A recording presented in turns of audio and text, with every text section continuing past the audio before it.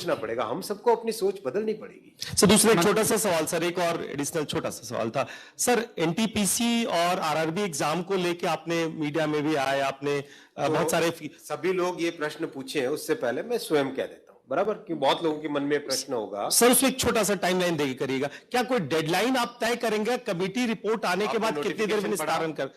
आपने चलिए मैं पूरी बात बता देता हूं, जिससे कि सबके मन में ये प्रश्न है, तो क्यों ना मैं पहले बता दूं। देखिए, रेलवे ने रिकॉर्ड एम्प्लॉयमेंट करने के इरादे से वैकेंसीज निकाली थी 2019 में।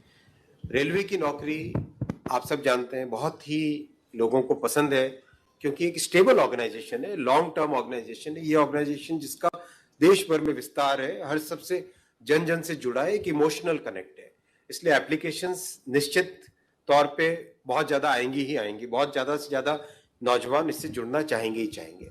एप्लीकेशंस खूब संख्या में आई, 1 करोड़ से ज्यादा आई एनटीपीसी कैटेगरी में भी और लेवल 1 कैटेगरी में भी 1 करोड़ से ज्यादा दोनों जगह आई एप्लीकेशंस। परीक्षा की तैयारी चालू हुई, परीक्षा के हिसाब से पहले जिनको अपॉइंट किया गया, उसके बाद में आया कि नहीं टेंडर करना चाहिए, टेंडर के हिसाब से सीवीसी के रिकमेंडेशंस आए, उसके हिसाब से वापस टेंडर करके नया एक अपॉइंटमेंट हुआ कि ये टेस्ट की एजेंसी होगी। टीसीएस को सेलेक्ट किया गया एनटीपीसी के लिए, और मेरे ख्याल से एनएससी है ना, एनएससी को सेलेक्ट किया गया लेवल 1 के लिए, राइट। मैं पूरी बात बता देता हूँ जिससे किसी के मन में कोई संदेह न रहे।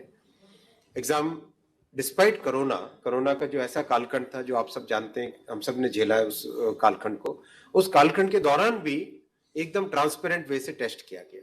उस टेस्ट में आप सब जानते हैं कि कहीं से कोई किसी तरह की पेपर लीक की बात नहीं है, कहीं पे कोई मैनिपुलेशन की बात नहीं है, बहुत अच्छे तरीके से टेस्ट हुआ। रही बात शॉर्ट लिस्टिंग की, जहां पे छात्रों के मन में एक उद्वेग आया, और एक मैं कहता हूं हम लोग संवेदनशील सरकार है, हमारे मन में ये भावना है कि हम सेवा करें, हमारे मन में ये भावना नहीं कि हम राज करें। ये भावना के साथ जब काम करते हैं, अंत्योदय की भावना से गरीब की सोच की भावना से, तो उस भावना से जब काम करते हैं, तो अगर छात्रों को परेशानी हुई तो उसको सॉल्व करना हमारी ड्यूटी है, हमारा कर्तव्य है, उसके लिए हम तैयार हैं, उसमें हमारा कोई ईगो नहीं है। हमारी जिम्मेदारी है कि जो रेलवे से जुड़ रहे हैं उनके मन में अगर कोई प्रॉब्लम है, कोई संशय है, कोई पॉइंट पे डाउट है, किसी कारण से उद्वेग है, तो हम उसको समाधान करना हमारा ड्यूटी है। तो इसीलिए जैसे ये पॉइंट आया, तुरंत एक कमेटी बनाई जो कि सीनियर ऑफिसर्स हैं, जिनको एक्सपीरियंस है कई वर्षों का रिक्रूटमेंट का।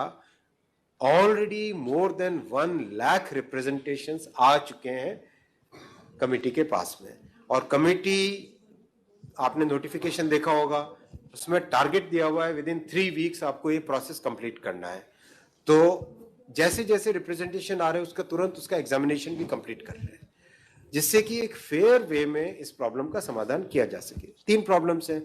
पहला, एनटीपीसी में शॉर्ट लिस्टिंग में कितने होने चाहिए यूनिक कैंडिडेट्स। दूसरा, ग्रुप डी यानी लेवल 1 का एग्जाम सिंगल स्टेज होना चाहिए या डबल स्टेज होना चाहिए, राइट। तो ये 2 बड़े इश्यूज हैं। तीसरा मुद्दा है कि भाई टेस्ट का लेवल कैसा हो, हाई है, बहुत ग्रेजुएट ज्यादा आ जाएंगे 10+2 कैटेगरी में, संवैधानिक व्यवस्था है, उसी फ्रेमवर्क में हम सब काम करेंगे।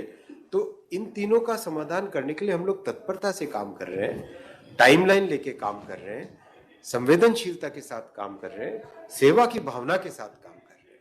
इसमें हमारे मन में, हमारी नीयत में, हमारे तरीके में, हमारे प्रोसेस में कहीं पे संदेह की बात ही नहीं। एकदम क्लियर स्पष्ट वे में मैं सभी छात्रों से निवेदन करता हूं, हम उस प्रोसेस से गुजरे हुए हैं।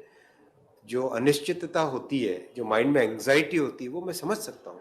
मतलब हमें भी ध्यान है कि ट्रेन में स्लीपर कोच में नीचे अखबार बिछा देते थे और उसमें सो जाते थे, स्टेशन जहाँ पे सेंटर होता था वहां तक जाते थे, कहाँ रिजर्वेशन करवाने के हालत कहाँ होती थी, आर्थिक स्थिति कैसी होती थी, हमें ये पता है। जिया सराय में रह के रहना, एक ही दोस्त के घर में 7-8 लोग हम रह जाए, एक रूम में रह जाए, ये सब आप सबने देखा है, हमने भी देखा है। हमारे छात्रों की जो भावना है, उस भावना को हमने महसूस किया हुआ है, उसके साथ संवेदनशीलता से डील कर रहे हैं। मैं नहीं कहता कि इसमें अगर किसी को भी कोई भी डाउट हो तो एकदम खुले में प्रश्न पूछिए, कोई दिक्कत नहीं है, हम एकदम ट्रांसपेरेंटली इसके ऊपर काम करेंगे। तो दोस्तों ये जो सवाल है ये लगातार बहुत सारे स्टूडेंट्स के मन में कई दिनों से आ रहा था। जिस दिन जो है कि आप लोगों का 26 जनवरी के दिन आप लोगों का रेलवे मंत्री जी के द्वारा ये डिसाइड किया गया था ग्रुप डी और एनटीपीसी को फिलहाल के लिए पोस्टपोन किया जा रहा, तो स्टूडेंट्स के मन में लगातार ये सवाल आ रहे थे कि सर कमेटी तो 4 तारीख तक अपना रिपोर्ट सौंप देगी रेलवे मंत्रालय को, लेकिन रेलवे मंत्रालय भी तो उस कमेटी के रिपोर्ट को एग्जामिन करेगी तभी तो किसी डिसीजन पे पहुंच पाएगी। तो आखिर रेलवे मंत्रालय को कितना टाइम लगेगा उस कमेटी को मतलब कि रिपोर्ट को जांचने में, और आखिर हम लोगों को ऑफिशियल नोटिस कब तक मिलेगा?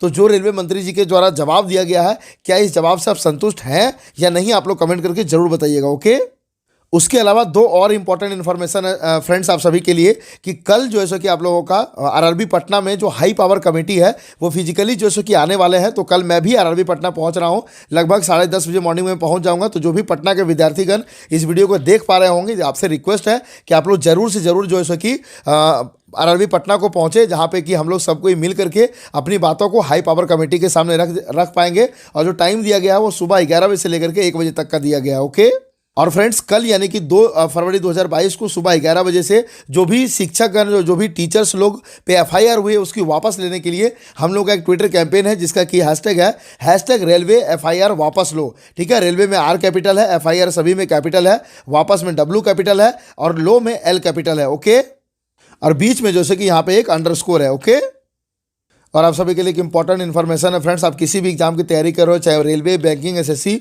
यहाँ तक कि इंडिया में होने वाले 470 से भी ज़्यादा एग्जाम्स का आप 34,000 से भी ज़्यादा मॉक टेस्ट लगा सकते हैं। कैसे? तो केवल और केवल एक सिंगल टेक्स्ट बुक पास से। तो हमारा कूपन कोड है उमंग 10, इसको यूज़ करेंगे आपको 10% का डिस्काउंट मिल जाएगा।